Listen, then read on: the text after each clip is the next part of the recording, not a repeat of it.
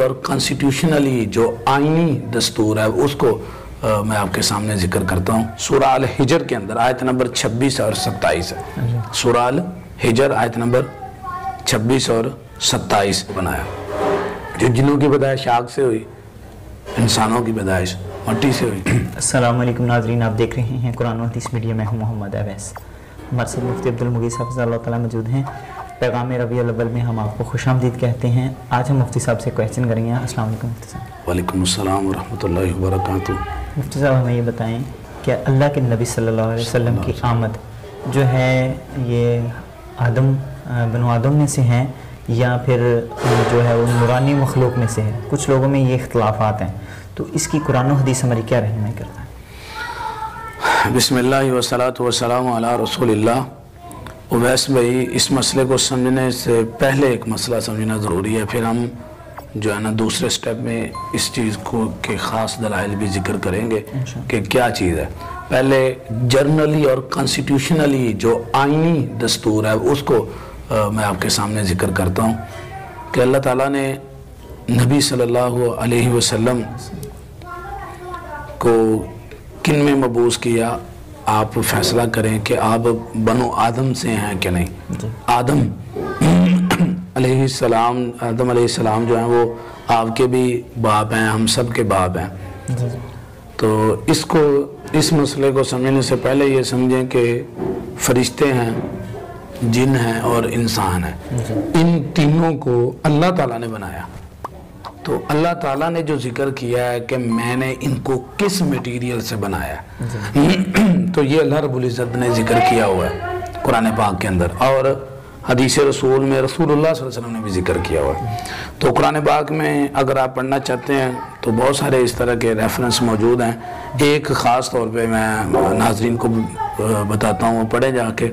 سورہ الحجر کے اندر آیت نمبر 26 اور 27 ہے.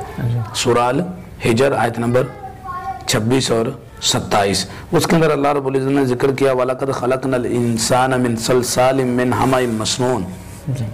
فرمایا ہم نے انسان کو جو ہے وہ مٹی سے پیدا کیا ہے. تو وہ باقاعدہ ذکر اللہ رب العزت نے اس کا کیا ہے کہ جس طرح مٹی کا گھڑا بنتا ہے اور پھر وہ خشک ہو کر ٹھیکری کی طرح بجنا شروع ہو جاتی ہے، اس کا تذکرہ یہاں پہ کیا. اور پھر ساتھ فرمایا وَالْجَانَّ خَلَقْنَاهُ مِنْ قَبْلُ مِنْ نَارِ السَّمُومِ. اس سے پہلے جنوں کو ہم نے آگ کی لو سے پیدا کیا ہوتا. تو وہ جو ہے وہ لو ہے، گرم ہوا آگ کی، اس سے جنوں کو بنایا. جو جنوں کی پیدائش آگ سے ہوئی، انسانوں کی پیدائش مٹی سے ہوئی. صحیح مسلم شریف کے اندر حدیث موجود ہے، آپ اس کو دیکھیں. 2996 نمبر انٹرنیشنل نمبرنگ کے مطابق، عربی نمبرنگ جو ہے اس کے اندر یہ 2996 نمبر پہ روایت ہے. وہاں پہ رسول اللہ صلی اللہ علیہ وسلم نے فرمایا کہ خلقت الملائکۃ من نور. اللہ رب العزت نے بھی ذکر کیا، نبی صلی اللہ علیہ وسلم نے فرمایا فرشتے جو ہیں وہ نور سے پیدا کیے گئے. وَخُلِقَ الْجَانُّ مِن مَارِجٍ مِّن نَارٍ. اور جو جن ہیں وہ آگ کے شعلے سے پیدا کیے گئے ہیں. اور پھر اس کے بعد فرمایا وَخُلِقَ آدَمُ مِمَّا وُصِفَ لَكُمْ. اور آدم جو تھے ان کی پیدائش اس سے ہوئی ہے جو اللہ نے آپ کے لیے قرآن میں بیان کر دیا، مٹی.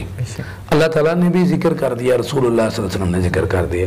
ان تینوں قوموں کا میٹیریل ذکر کر دیا کہ یہ تینوں جو ہیں اللہ رب العزت نے مخلوق کے تینوں مخلوقوں کا، فرشتے نور سے پیدا کیے روشنی سے، جن آگ سے پیدا کیے، اور آدم کو مٹی سے پیدا کیا. قرآن آپ کے سامنے، حدیث آپ کے سامنے. پہلے آپ اس دستور کو دیکھیں. اس کے بعد اگلا سٹیپ ہے کہ نبی صلی اللہ علیہ وسلم کیا فرشتوں میں سے تھے، یا آپ جو تھے وہ جنات میں سے تھے، یا آپ بنو آدم میں سے، آپ آدم کی اولاد میں سے ہیں.